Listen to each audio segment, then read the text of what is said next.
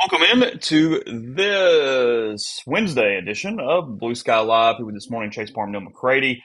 He is in the Clark Ford studio. A little bit of an early start today, so good to see all of you guys. We'll talk a bit about Ole Miss basketball, picking up a nice win at the Pavilion last night. 73-67, maybe, I think, or something like that. Yep. 6 point win for the Rebels last night over the Tigers. We were both in attendance for that one, so we'll Eight, discuss that. Yes. 83-77. Oh, okay. Off by 10. Either way. Yeah, that's correct. 83-77 there last night for the Rebels over Memphis, almost moving to 3-0 on the season. Memphis got a nice team, so we'll talk a good bit about that as the day moves on and whatever else leading up to Saturday. Ole Miss in Florida, 6 o'clock from Vaught Hemingway Stadium. A lot of chatter on the message board already this morning. Making waves last night with a message board thread. A lot of stuff going on here today with you, including every single day, us telling you about blue sky locations throughout the state of Mississippi, up and down I-55, throughout North Mississippi as well. They'll take care of you if you're coming into town this weekend or just anywhere along your Mississippi travels. They will hook you up. They got Sweet Daddy stops at most of those locations, brisket, pulled pork, and plenty more. They got a new store up in Grenada. I stopped there last Wednesday on the way down for Mistletoe, Subway, chicken place in there. A lot of options for you as you're coming up 55. So appreciate your support of them. And again, Mr. McCready's in the Clark Ford studio. I am Clark Ford's in Amory, Mississippi. 662-257-1900 is the number. Call it. Ask for Corey Clark. Tell Corey what Ford product you're looking for. He'll send you a quote within 15 minutes in business hours, right to the bottom line. No hassle, no haggle. You get your quote. And the rest is up to you. You can shop that quote around. You can do what I've done, what I recommend that you do, and that's hop into a Clark Ford today. 662-257-1900. Guest join on the Campbell Clinic hotline.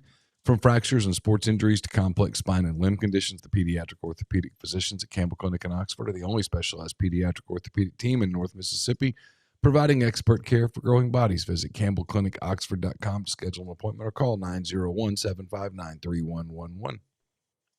Oh, that's a good question. What's your prediction for injury report for the Gators tonight? What's the over-under?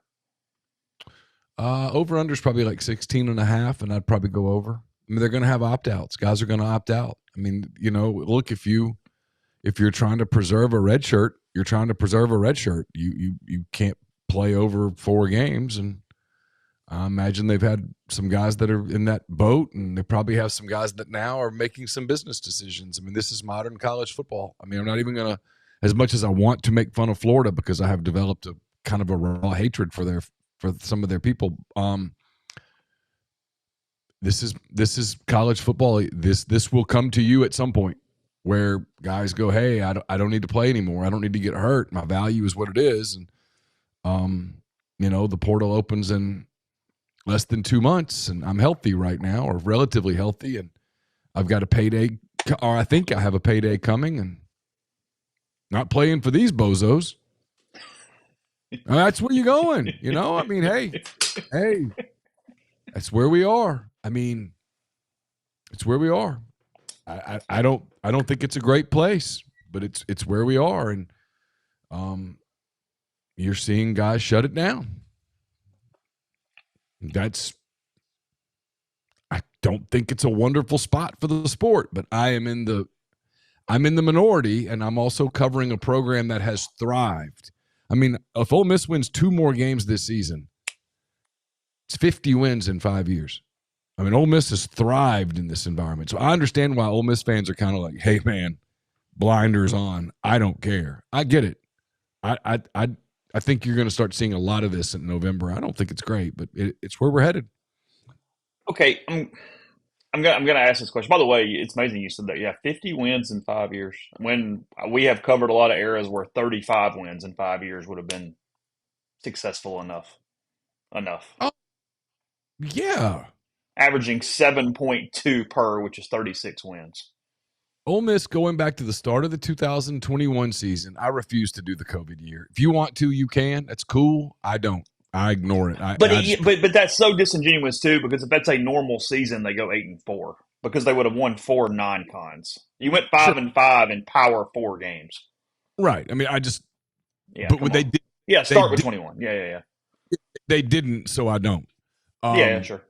I agree with you. They would have won those games, but they didn't play those games, and therefore they didn't win those games. And if I start counting those games, I'm becoming a propagandist.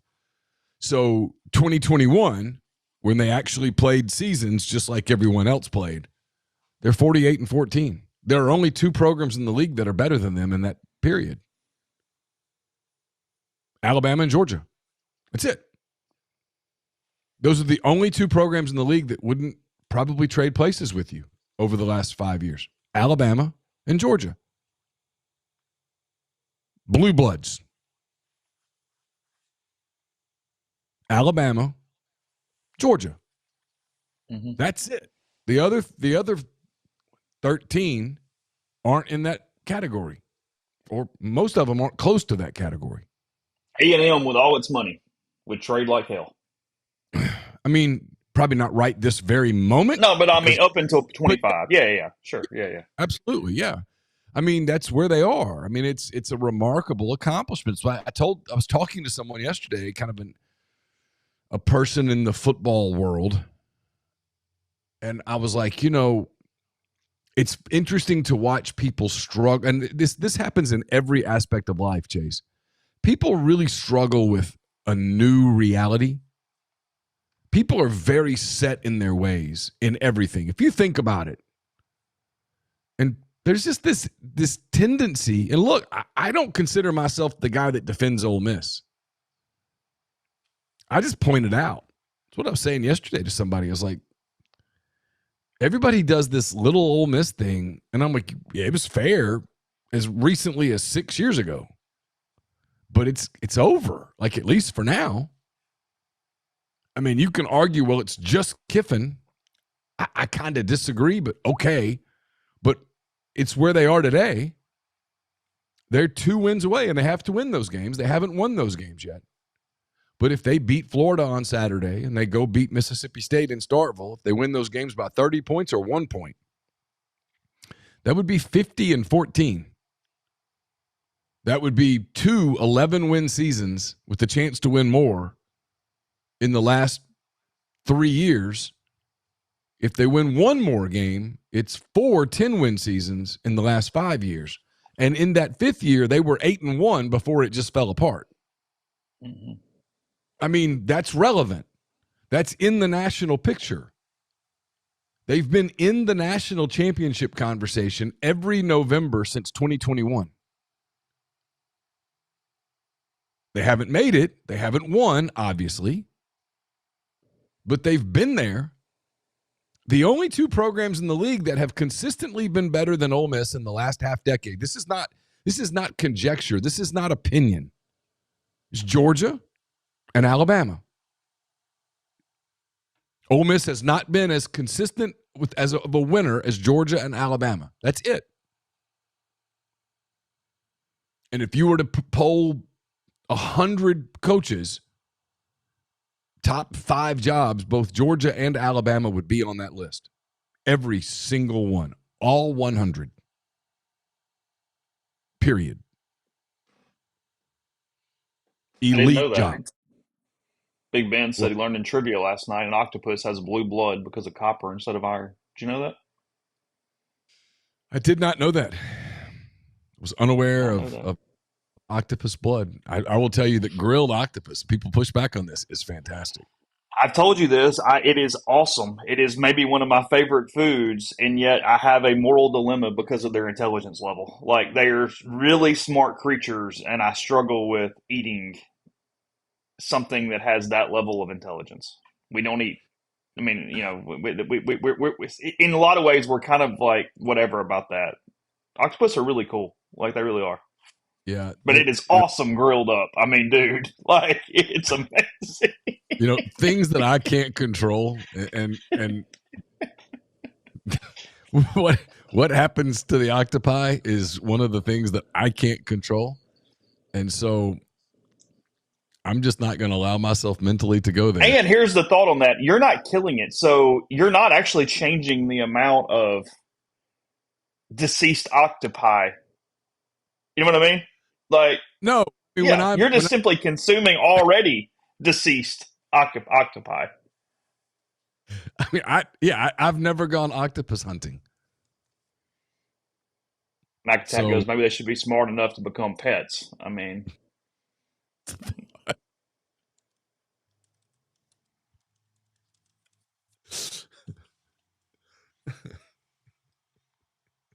oh, by the way, I did not know this either. The preferred term in modern English is octopuses, not octopi, even though both are technically correct.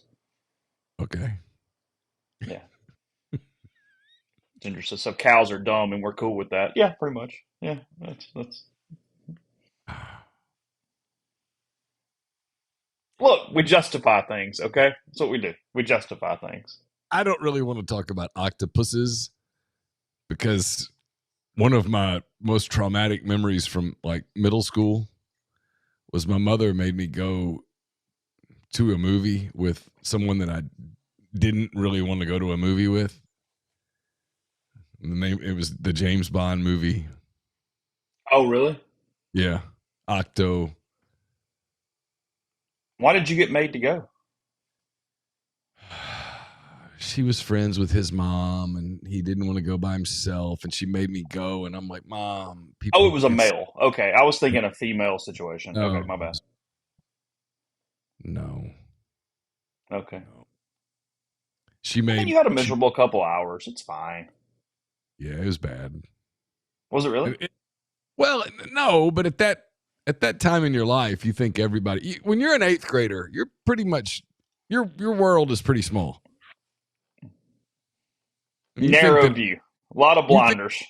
you think that everyone is noticing everything that you do, when in reality, nobody's noticing And you anything think you do. everything is going to last for absolutely ever if it's a problem right now. That is what you think. So, yes. Correct. Correct. Yes. You made a post on the board last night. Do you want to? I mean, I'm good either way. This is not me baiting you for once. Do you want to leave it there, or do you want to clarify any of the misconceptions regarding your post last night? Well, it's interesting to me that elements of the post get completely ignored. I get accused, and it's by a very small group. Most people get it, and they're like, "Okay, that's interesting information." But you get the people, man. I don't know how people function like this. I really don't. It is literally Chase. You know me pretty well at this point. It's just antithetical to the way I think. This, oh God, I don't. That's not what I want to hear. So don't. Look, there were rumblings last week that LSU's targeting Lane Kiffin as well. I kind of ignored them because LSU is such a clown car train wreck right now with the governor and all of that stuff. But someone in the coaching world was like, hey, LSU's, kind of getting their ducks in a row, and they've got 3 candidates that they're going to probably pursue, and they have an order to them. And I was like, fill me in. And he was like, Kiffin's number 1. And I was like, okay, it's interesting. And I talked to someone in that state who would be familiar. And leaving it at that. No, it's not media people that you think. Just let you Not know it's Matt Moscona. not that. Nope. And no knock on Matt, by the way. Matt's very good at what he does. And right now, Matt's pretty damn connected to what's going on at LSU, but regardless. And it was just, they don't have any confidence that they can get him, but they are going to throw a massive contract at him. And I heard some specificity that really jives with numbers that you and I've heard over the last, I don't know, Chase, how long has it been? 3 weeks, 4 weeks? Yeah, sure. 9 years, but yes. 8,000 years. So I thought it was interesting. It just tells you that right now he is a remarkably hot commodity. He knows it.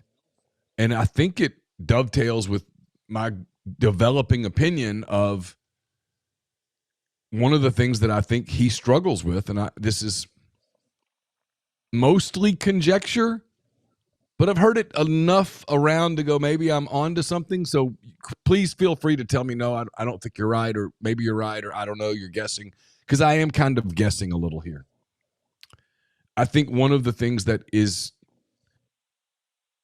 probably on his mind when he's not thinking about this team, which I think he thinks about this team the majority of the time. I believe him when he said he's not far down the road on a decision, because I think he's super focused on this game Saturday. I kind of think there's a part of him that goes, if you had told me 6-7 years ago, when I was the coach at FAU, when I was the offensive coordinator at Alabama getting yelled at, when I was the first-year coach at Ole Miss in the middle of a COVID season and I didn't have any good players, that I would be contemplating turning down both Florida and LSU to stay at Ole Miss, I wouldn't have believed you. I would have thought you were insane. That if you had told me back then that in 2025 you will have offers from LSU and Florida, I would have been thinking, wow, which one am I going to take? That's my opinion. I think that is in the back of his mind, which is natural, human, because in 2018, 2019, no one on the face of the earth would have turned down LSU and Florida to stay at Ole Miss. It's reality. And yet here we are in a completely different paradigm, if you will, a completely different reality in 2025, where most people nationally who I think he respects and trusts are like, why would you leave? Why would you leave what you've built? I think sometimes in the back of his mind, he thought, boy, it's just really hard to do it at Ole Miss. And yet, a year ago, he had a roster that may have been the second best roster in college football. And now he's 9-1 going into a home game against Florida where his team is favored by 15-ish points. I mean, and Lane refers to Vegas sometimes about how they should seed playoff teams and such. He knows what the line is. He's 15-point favorite, 15.5. I don't know what the line is right now. And if they played Mississippi State today in Starkville, Ole Miss would probably be a 8.5-point favorite. Minimum. I mean, there's a very real chance that he has coached Ole Miss to 11-1 and a home game in the college football playoff with a chance to go to the Cotton Bowl, Orange Bowl, Rose Bowl, Sugar Bowl, one of those bowls. I mean, the argument, well, you can't do it at Ole Miss, well, you just did it. You literally are doing it as we speak. So I think that's where he's torn. But I pointed out in the post that LSU was not confident. Give LSU credit. I mean, from an LSU perspective, if I'm LSU, I'm sitting there going, all right, well, we've got a week here to do something. Let's make Lane Kiffin tell us no. I don't, that's not sinister. They believe he'll say no. The other two coaches on that list, by the way, were Eli Drinkwitz at Missouri and Jeff Brom at Louisville. It is my opinion that Eli Drinkwitz is going to have an offer from Penn State, one that I think he is going to heavily consider, and I just don't know about Jeff Brom. I don't know how much the alma mater thing means to him. It means a lot to some people. It means very little to others. I don't know where he sits on that.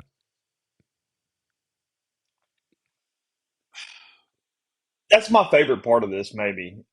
On the whole, Tyler said it in the stream, so I'll give him credit, but it's where Tyler Rebel, but it's where I was leaning anyway. LSU, who is unequivocally a much better job if they even at all have their stuff together. I mean, there's no doubt it's a top 5 job if they're rolling, like, period, top 3, top whatever. 100%. Florida over here is not whatsoever, and yet the Florida people are 100% confident and go, nope, we can have whatever we want, and then LSU goes, yeah, I just don't think we can pull that off. And it's like, the disconnect here is amazing because I said this a little bit on the show yesterday morning, and then I said it I did that CBS hit, by the way, where the host of the CBS show was a Florida fan and was literally begging for Lane Kiffin in the middle of the broadcast, so that was awesome. But Florida is, I mean, it's the ultimate situation, and I compared it to LSU, not even necessarily in real time, or meaning to in real time. Is Florida is only whatever they are because of the coach. Like, that's it. Like, Spurrier elite, they win elite. Mullen very good, they win very good. Merton Meyer, elite. They went elite. Jim McElwain, okay, good. Okay, good. That's what they do. Unlike LSU that props up every damn coach into national championships. Ed Orgeron, as we mentioned, puts together maybe the best team ever. Les Miles, good coach, but not that kind of coach. Wins a title. Maybe the Yeah. worst clock management guy outside of Mario Cristobal in college football history. And he Won a wins a chip. national championship. And Yep. yet Florida over here going, nope, and look, I mean, who knows what the hell's going to happen, but we're just singing Dixie and we're great and 2 bits and we get here. It's just, it shows you mindsets. And even in the Louisiana just catastrophe that is going on right there, they have more common sense and more self awareness than the Florida Gators. And that says something. It's not even close. Yeah, no, they understand that the governor has messed things up. It's my understanding that the governor understands that he's messed things up. The governor is worried about the political fallout of what he has done to LSU football. This Brian Kelly thing runs the risk of getting really ugly for them. It runs the risk of really hurting them in the college football world. It was a bad hire. It was an arrogant hire. It was a stubborn hire, and it did not work. And they know it. And, I grew up in Louisiana. I can tell you this. Like Ross Dellinger's piece about how important LSU football is in the fabric of that state is dead on. Especially in the part of the state, Alexandria South. It's huge. And it's messed up right now. And look, I mean, they have potentially L's coming on top of the L's they already have this year. Like, I think they beat Arkansas Saturday, but they could easily lose. I think they will lose at Norman. It's a broken program right now, but like you said, and I've said, when you have it rolling, that's an elite program. It just is. And but Florida, I'm with you completely. Steve Spurrier won at Florida. He won at Duke. He won at South Carolina. He won 11 games at South Carolina twice. I mean, no offense to South Carolina, because I really like the people there. They're very nice. It's one of my favorite places to go visit in the league, but come on. Urban Meyer, horrible person, great coach. He won big at Utah. He won at Florida. He won at Ohio State. He'd win anywhere. You wouldn't want him around your college-age daughter, but he still wins. Yeah. I mean, he won at Florida, sure. Yeah, he won everywhere. Nobody else wins there. I mean, I don't get it. That's what I told somebody. I was like, man, I mean, I'm going to be honest. If I'm Lane Kiffin and I decide, hey, I'm leaving Ole Miss, and I can have LSU or Florida, it's a no-brainer. I don't even think it's close. No, I know. I had this conversation with someone yesterday about blue bloods, like in the SEC, and I'm like, look, there's number one, it's a league full of really good programs. Like you look at Vanderbilt. Chase has got a chance to go 10-2. I mean, I can make a case for how you could turn it around at damn near everywhere. I mean, I would argue at this point there's only one program in the league where I don't think you can win big, and that's State. I'm not criticizing. It's just an opinion. You're free to disagree with it. I think everywhere else I can at least stretch and make an argument that you could one day be a pretty good program. Be tougher at Kentucky, tougher at Arkansas, but I think you could do it if you had the right resources poured into it. But I was like, my point was I thought Alabama's a blue blood because it's just Alabama. My God, they've had Bear Bryant, they've had Nick Saban. I mean, Mike Shula won 10 games at Alabama. Mike Dubose won 10 games at Alabama. Dennis Franchione won 10 games at Alabama. Alabama wins. They care. Way too much, but they care. Georgia's a blue blood. Look at what Kirby's built over the course of a decade. You just can't ignore that. It's when they've got the right guy, the right fit, that's one hell of a deal. And standing down on that field at the end of that game against Ole Miss last month was impressive. I mean, it was impressive. Texas, obviously, with all the money, Texas A&M. And I mean, I think you can make an argument for LSU, and maybe you can make an argument for Tennessee, but I don't think you can make an argument for Florida. I don't buy it. No. I just don't. I'm sorry. Actually, I'm not sorry. Y'all suck. But every college football job today comes down to AD, chancellor, collective overall size, head coach, and lack of distraction. It's pretty much it. If you're in the SEC and everything else is fairly even, that's what it comes down to. I mean, period. That's what's separating people at this point. I mean, and Gender makes a good point. Says, people probably on the outside go, well, Lane it wanted Ole Miss. I mean, it's seeing a little bit of the forest for the tree, missing the trees. But I mean, Lane's a really good coach. He won at FAU. Yeah. He dominated their league at FAU, and he's come to Ole Miss and he's won bigger than everyone except Alabama and Georgia. And when he got here, he didn't inherit very much.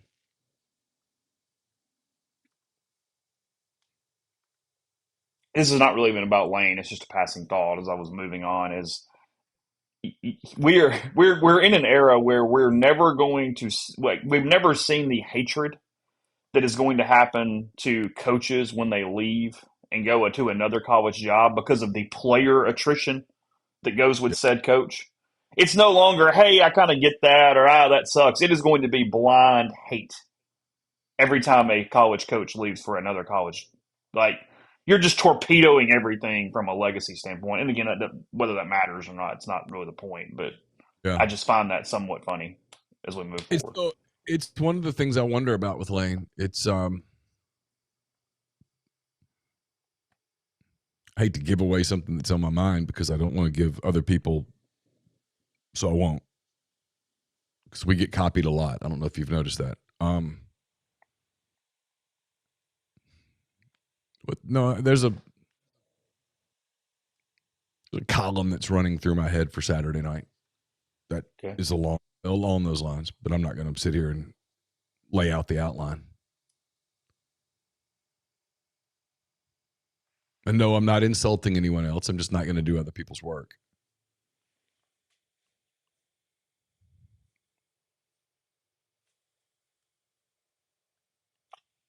I guess that's it from a news standpoint on that topic for the day. It's fun. We can move on now. Ole Miss basketball last night, 83-77, as we said there in the open. Ole Miss going 52. Yep. One more thing. This kind of bugged me a little bit. Mm-hmm. And I know that kind of a emotional hedging that people are doing. And I'm not emotional about it, so I'm not hedging. I just kind of look at it. I get what people are doing when they do this thing where they start really preparing themselves for emotionally for him to leave. And they ask all these questions about what would the playoffs be and blah, blah, blah. He hasn't left. I mean, let me be clear. If you made me bet today, I would bet that he's still the coach here next season.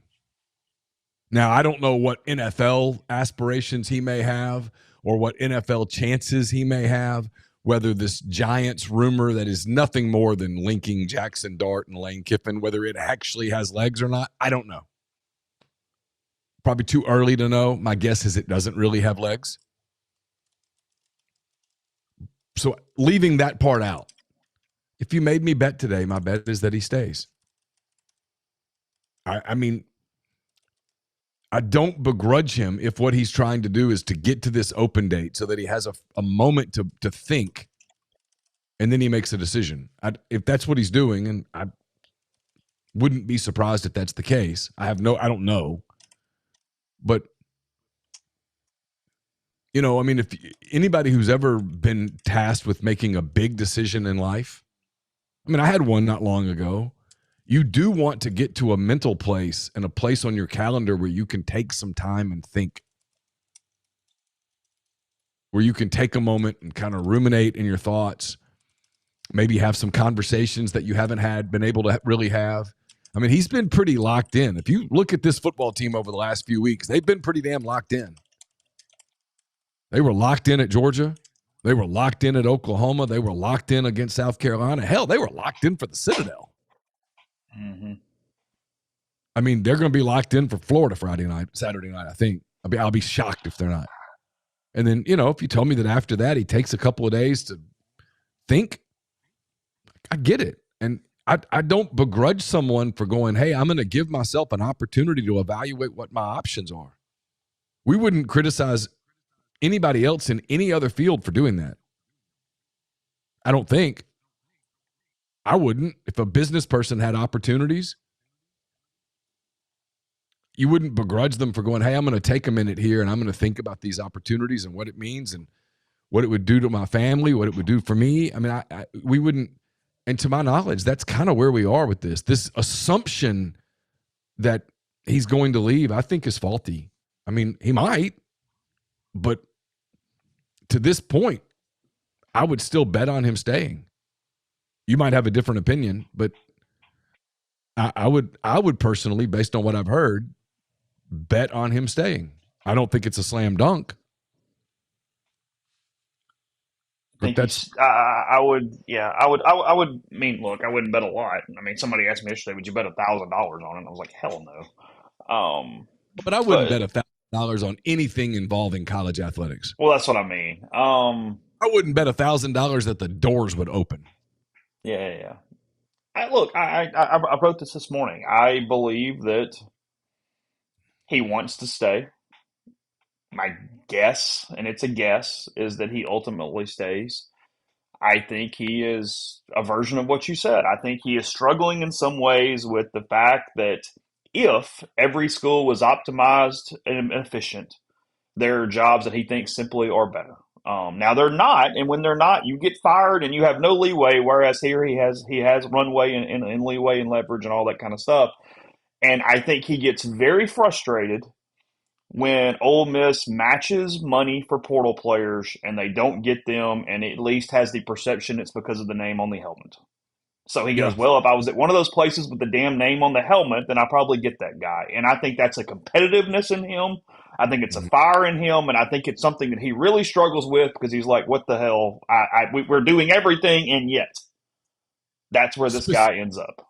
Let's be transparent here. Specifically, he walked off the field at Georgia that day last month, and it's my understanding that he told a couple people we're 2 or 3 players short, and there was specificity with those players. I mean, name names, and said they went to places where we offered every bit as much, and they went there because tradition, blue blood, perception. Was it because of bigger stadiums? I don't know. Was it because of Heisman's or national championships? I don't know, but they went. And he looked at it and was like, our program right now is better than that program. And they went there because it's a bigger name. And if we had those players, we would have won today. And that was, go back and watch that post game. That was a guy whose brain was going 1,000 miles an hour in that moment. He poured 3 weeks into that game plan. It was an incredible game plan, and they didn't win because they simply just didn't have enough dudes on defense. And he thought, I should have these guys, and I don't because of this. It's one of the reasons I said that Oklahoma game was consequential, man, big time. I do believe this. I think if they had lost Oklahoma, he's gone. But they didn't lose to Oklahoma, and they have won since, and now they've positioned themselves to maybe have another shot at Georgia January 1st. You know, I mean, and so how does that impact his thought process?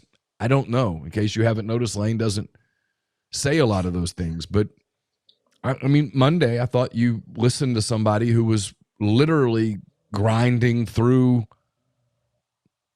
a decision without really dedicating himself to thinking about it because he's trying to get his team ready to play Florida because he doesn't want to experience what happened a year ago.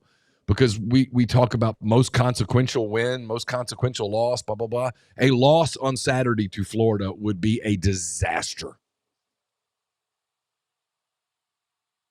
To be clear. And everybody to a man says that he couldn't be more locked into Saturday. I mean, like people are bringing it up out of nowhere, so it's not even like, oh well, of course he is. It's like people going, hey, this dude, like, And so if you think about it, if you're completely locked into the task at hand, and I think he is, you're unable to fully digest a decision that you have to make soon.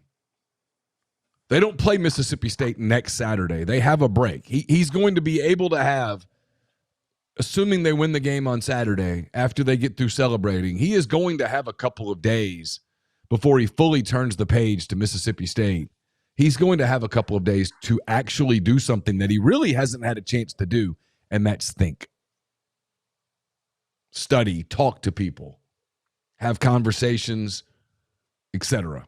I know last week was the Citadel, but they spent, according to my sources, Ole Miss had Tuesday and Wednesday practices that were intense. mm-hmm. They were really focused on getting better, working on some things, trying some things, not for the Citadel, but for these next couple of games. No offense to the Citadel. I mean, I told you I'm a big fan. You guys did the right thing. But, Ole Miss took that week. That wasn't a, hey, let's kick back and relax. We're playing nobody this week. They really locked in on hard practices, looking at some things, evaluating some things. There was a lot going on inside the program last week and very much this week. Because, again, he knows, a loss to Florida Saturday is just, it's catastrophic. So, Neal will be laying the 15.5 on Saturday. Or 13.5. Might lay 25.5. Yeah. I think this is a mauling. DJ Lagway will start for Florida. Got a story up from Rebels 24/7 regarding his large struggles this season. Lagway against non-SCS teams, because I'm not counting Long Island. He has 8 touchdowns and 12 interceptions on the season. He cannot throw the deep ball at all. He's barely running the ball. His receivers are dropping passes. That offense has been an abomination. But look, I'm with you. I think Ole Miss wins this game comfortably. I think I accounted for a little bit of backdoor stuff on the line late, but I don't think this is a difficult game in the fourth quarter for Ole Miss. Just because I think Florida has probably quit. It's not talent. I mean, they did beat Texas. They played Georgia to 1 score 2 weeks ago. But, it just doesn't feel like that with the Gators right now at all. So, I thought it was one thing, and I want to get to basketball. We don't have a ton of time left. Because we're not going to talk basketball with Jeffrey tomorrow, obviously. Well, I guess it was Memphis. But the other guy, and this is such a dangerous sentence because I'm about to say something that a 24/7 Florida writer said and then try to put context around it, which is scary right now. But it's fine. What? I'm looking forward to hearing this. He mentioned, and I thought, this is so dumb that I go, maybe. He was like, well, Florida might be really competitive because technically they're getting to play in front of Lane, and if they think he's the new coach, they show up more. And I went, that seems really, really stupid, to the point of, like, I almost went, hold on, I literally had all my gears going through my head as he said it, because the way they do this, for people that don't understand, when you're both in the screen and the producer's in your ear, and then he's talking, and the producer comes in my ear and goes, hey, go ahead and play off that, Chase. And I'm like, okay, I can't say what I want to say right now. So let me figure out how to answer this in the next 8 seconds. It's where we're talking. That's you on, not me. I would have said that is the dumbest thing I've ever heard. May God have mercy on your soul. Yeah, he said it's a resume game, and I was like, oh. Okay. They lost by 31 points at Kentucky. They did. I've seen Kentucky play in person this year. If you had said, Neal, how long will it take Kentucky to score 38 points against SEC teams? I would have said until sometime next season. 31 points. The team that we all agree is the worst team in the league, Arkansas, has not lost by 31 points to anybody in the league. I'm not sure if you I'm, took I'm, with, all. I'm with the grind. He goes so stupid it kind of makes sense. Yeah, I sat there for a minute. And I went, hold on, I gotta like think through this for a second. I got to take a second. By the way, We're Carly Ann left a bouncy ball in my office, and I feel like Rocky. Is it yeah, Rocky One where he's always bouncing the ball? I'm like yeah, constantly throwing it up here while we're talking. So yeah. I don't know. It's just, you give a male a ball, and they're gonna like sit there and play with it and throw it. Like we just can't. Like I'm just fidgeting with it. All right. Anyway, okay. I got nothing. I posted some of this on the board, and people were mostly handling it correctly, mostly, so it's fine. Basketball last night. Again, we only got about 20 minutes left. Ole Miss wins 83-77. Was up, give or take, double digits for the majority of the second half. They had a good spurt with back to back threes at the end of the first half, and moved the lead out to, I think, 9 at the break, something like that, and they led Yep. by double digits most of the time. They did not hit free throws. They were awful from the stripe last night, including Ilias, who was exceptional from the field. He goes 1 for 5 from the line, and they kind of had a hard time closing, but probably good for them from the standpoint of just dealing with a little adversity there. Memphis is an athletic team. My God, they're athletic. They're Yeah. going to win a ton of American games, but just sort of in general, what'd you take from last night? First of all, I thought Memphis played well. I thought Penny had a good plan. I thought his team executed the plan. They've got a really good backcourt. Um, I thought Memphis Full was court good. press the majority of the game, press the shit Yeah, out of Ole Miss. they wanted to bother Ole Miss and try to create turnovers. Ole Miss had 13 turnovers against ULM. That was a solid strategy. Again, I thought Penny coached a good game. He gets a lot of criticism for not being a very good floor coach, and frankly, a lot of times it's been warranted. But I thought he coached a really good game last night. His team played really hard. They had a couple opportunities where they could have spit the bit, and they didn't. They made a game of it late, which is probably good for Ole Miss in the long haul. Ole Miss did something that I started talking about after the first game, which was I wondered if they would shake up the offensive, the starting lineup, and they did. They moved Elias Cameron to the 2. They put Keza Giffa in at the point, took Travis Perry out of the lineup. I asked Chris about it. I got the answer I thought I'd get, which is we don't really have a starting lineup this early, and that's fine. It's his You team. did not get the chum there on that question. And I knew I wouldn't. I mean, but I still had to ask it, and I could tell by the way I asked it that he expected that question to come, and that he understood why I was asking, and it was all good. I thought they were better with those two in the backcourt together. I wanted to see. This is the reason I think it was really good that Memphis played well and that Memphis was as physical as they were, because I wanted to see how. Look, you're going to play these kinds of backcourts in the SEC damn near every night. I wanted to see how Keza could handle the physicality. He's not a big guy. I wanted to see how he would handle having a lot of on-ball responsibilities, and I wanted to see what it would free up for Elias if he didn't have that responsibility on every possession. And I thought it was check marks across the board. He handled it really well. Giffa did. He was able to escape the trap. He didn't turn the ball over one time. Ole Miss only had 7 turnovers. Memphis only had 7 turnovers. It was a really well-played game, actually.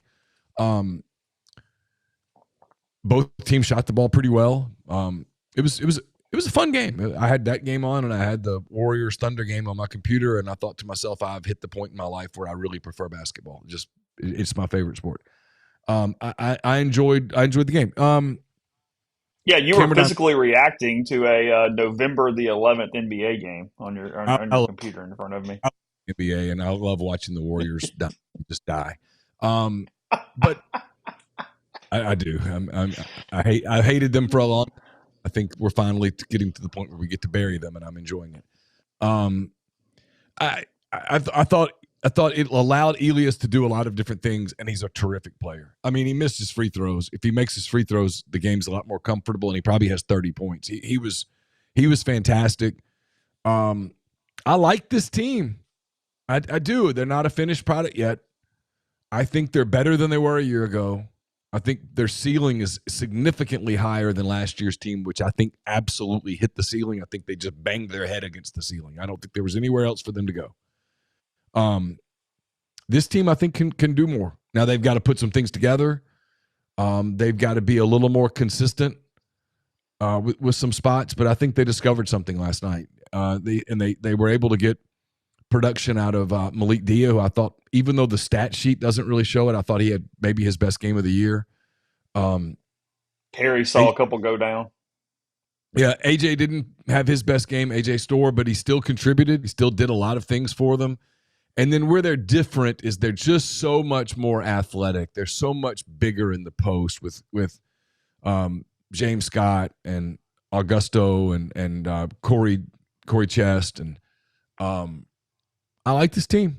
They're going to be interesting. They're still learning how to play together. A lot of new faces. Travis Perry hit a couple of threes last night, and at the end of the first half, his production was a big reason why they pushed that lead out to 9.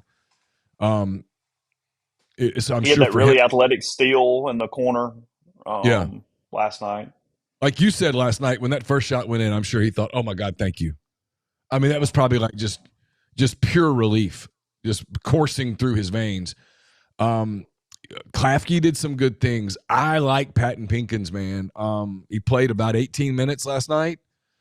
He played some closing minutes. So that tells me they like him too.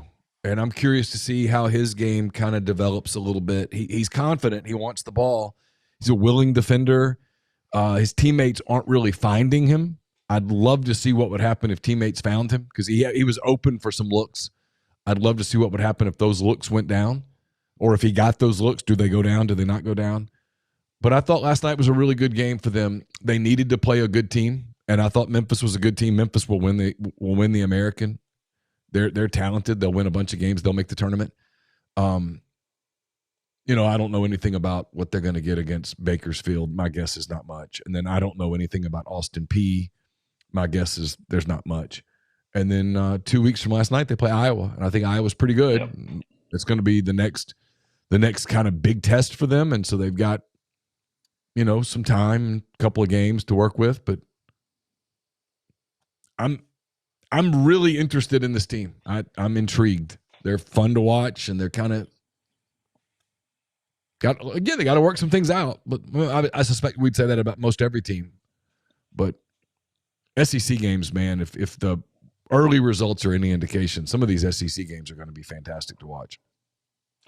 My favorite post-game situation last night was the Memphis guy who was talking so loudly on his phone into what appeared to be a podcast or a radio hit or a video hit or something right outside the press conference door. Didn't go down the hall somewhere. He's screaming into his phone, sitting there, and he is giving all the takes very loudly that he gave 1,000 excuses why Memphis lost the game, but they're great. They are going to win the Galactic title, and then goes on this big rant of how Ole Miss is just not very good, and they're going to get exposed by everybody in the SEC, and they have no ability. I just don't like them at all, and all this. Hold on a minute. So the team that won completely sucks, and the team that lost, all good. You're great. It was kind of like, I think the Tigers could beat the Thunder and the Nuggets combined. I don't think SGA would have any luck against this backcourt. Really good backcourt for Memphis. The front court needs to improve a little bit, but I think they'll handle Jokic pretty well when they play him. But Ole Miss sucks. This is not a good Ole Miss team. I was like, wait, what? I'm not even listening, but what? Okay. I mean, hey, listen, if there's one thing I've learned in 18 years, Chase, is that propaganda sells. And so I get it. Say what you got to say. Do what you got to do. Well, and then the other unintentional comedy is where our media seats are.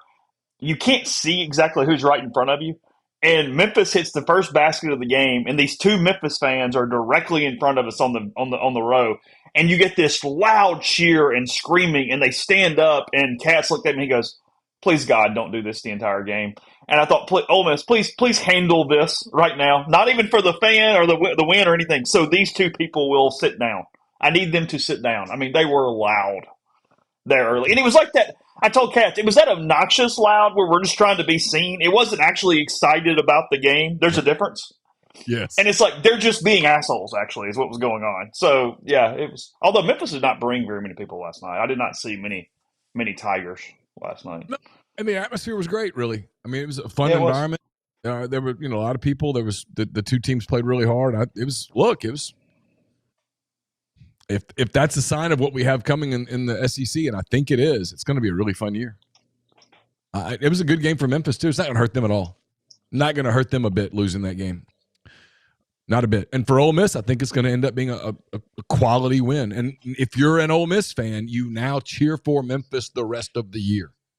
Yes. I know that's antithetical to the way people think, but you need the Tigers to – you would love for the Tigers to go unbeaten in the American. Just go crush it. Yeah. You don't. It's easy to laugh at Penny. I get it, but like everybody the other day was like, "Ha ha!" Mississippi State lost to Iowa State. I'm like, "You're doing this wrong." Hey, Louisville popped Kentucky last night. I know. Hey, that guy at Louisville's a good coach now. The league's, good, really good, but been a little shaky compared to last year. My early take is it's down a notch, just a small notch. It's still really, really good. Yeah, a notch. There's just some early looks that. Yeah. Memphis. I think too. It's going to get better at a rapid pace as the season goes on. You got a lot of figuring things out with the player turnover and the rotations and things like that. Last night Michigan's kind of the same way. They're ranked 6th in the country, and it took overtime at home to beat Wake Forest last night. Crowd was really good for a Tuesday at 8. I don't know how in the world you can complain about the crowd last night for a Tuesday night 8:10 tip, because it was about 8:08, 8:09 before the game actually tipped off last night. Florida escaped against Florida State. They were down 3 at the half and won 78-76 last night as well. So, Pat Kelsey is at Louisville for anybody asking. That is the coach there. Ranked on ranked matchup last night with Gonzaga and Creighton, and Gonzaga beat Creighton by 27 last night. Oh. Mm-hmm. Mark Few wins a little bit. He's all right. Mm-hmm. He's one of the guys that deserves a title. I always talk about that. I think certain guys just deserve a title. He's one of them. He's been in the mix. If you make the Final Four, you've got a shot at the title, and he's made it a couple, 3 times? Is that right? Okay. I don't know. Made it a couple times for sure. Grind says A&M is not good. I have not even seen anything to them. Yeah, I haven't seen them at all. The only teams that I've seen at all, I saw Bama a little bit. I saw Arkansas a little bit. I've obviously seen Ole Miss. Seen Florida a little bit. They were handling Florida State last night, the little bit that I watched. That's about it. I haven't really seen a lot of. I just hadn't had a chance yet. I'm going to though. It's on like one of my things I'm looking forward to next week, an open date. In addition to just breathing, hopefully for a minute, is catching a little bit of some of the other SEC teams just to acclimate myself a little. Not what I would have done, but what I predicted. I did get one right. Ole Miss falls from 6 to 7 in the college football playoff release yesterday. Texas Tech, after the win over BYU, recency bias, all that stuff. Because Texas Tech doesn't have a better overall resume than Ole Miss, but they beat a top 10 team. Ole Miss played an FCS team. And for the week at least, Texas Tech moving to 6 from 7. So a projected bracket after yesterday's release. Again, tons of games to go. This is pointless, frankly. But Ole Miss hosting Texas in a first-round game. We probably could sell that, I feel like. We'd have a shot at getting a little animus, a little excitement, little engagement for Ole Miss and Arch on December the 19th or 20th in Oxford. Texas Tech hosting Miami in a game. Georgia hosting South Florida. And Oregon hosting Notre Dame in the other first-round matchup. Ole Miss would face Indiana in a second-round game. Which is who I'd want to play. Yes. Yeah, it's like you said, there's too many games left to be played. Georgia and Texas play Saturday. Bama and Oklahoma play Saturday. Texas A&M still has to play Texas. Texas A&M still probably has to play Alabama. There's a lot left. That's going to sort its way out. I don't think Ole Miss, if Ole Miss wins out, I don't think Ole Miss is the 7. The one thing I'll say to you, and I asked you this last night, is did this make the way it shakes out? Did this make you go, oh, 10-2 would be pop your aunt I mean, asses? 10-2 is going to be shaky just because of the 10 thing. Again, you can't be 11th. And that one loss that one spot just kind of is eking in the back of my mind a little bit. Now, again, I don't think Texas is going to win out. They've got a ridiculously difficult schedule the rest of the way. I don't think Oklahoma is winning out. I think they're losing Saturday. So at some point, you might be okay simply because you're giving everybody else one loss and then you're at 10-2. Like, we don't have the full picture. Because there's a world where Tennessee beats Vanderbilt and Alabama beats Oklahoma and Yeah. Texas A&M beats Texas. I mean, this is very easy things to get to. And then you look up and go, okay, there's just nobody else. So you're Right. ninth. Right. I mean, absolutely. Yeah. Very Now, realistic. again, you would be suffering a catastrophic loss. So that's the problem. Again, recency bias does these are because we can't create a system without flaws, apparently. We have these humans that are susceptible to recency bias that are not looking at full schedules. We can, but we refuse to because that's not, that wouldn't be dramatic. We wouldn't have the Tuesday night show every week. We wouldn't have the programming. We wouldn't have all the debate and the conjecture if you just said a computer's going to crunch the numbers and spit them out. Yes. I mean, let's be real. They want the drama. And hey, in fairness, I don't blame them. I mean, people consume the drama. They debate the drama. They talk about the drama. It leads to better ratings on everything. I get it. I understand. From a business standpoint, they're doing the right thing. From the right 12 teams, it's not the right way to do it. Yeah. We'll dive into this a little more with Jeffrey tomorrow because, frankly, we don't have a great slate of games overall, but we will hit some games with him. Early start this morning. Appreciate everybody getting with you. We got to run, so we do appreciate the time. But we didn't put any ads in, so you got a longer show than you realized this morning. I'll throw those in for the audio version. But everybody take care. Rebels 24/7 back with you again tomorrow, and we'll talk to you then.